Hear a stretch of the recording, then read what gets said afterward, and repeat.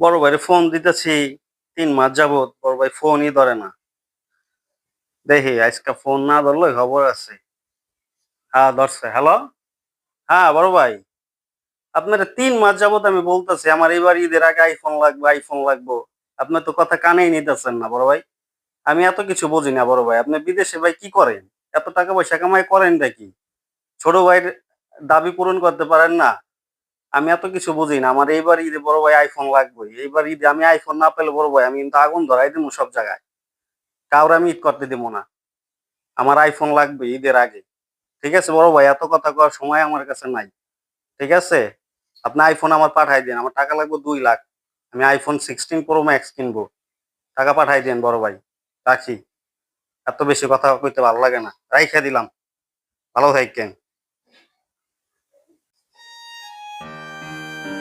আরে ভাই রে, এত টাকা কি করি?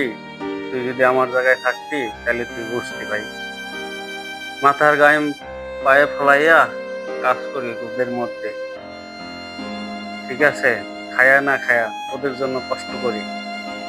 আর তোরা দাবি করো। তোরা দাবি করবি কোথায়? বড় ভাইয়ের কাছে একটু করবি। ঠিক আছে, আমরা প্রবাসীরাই তো হিসাব দিতে পারি না। এত টাকা পয়সা কি করি? সবাই আমাদের উপর চাহিদা।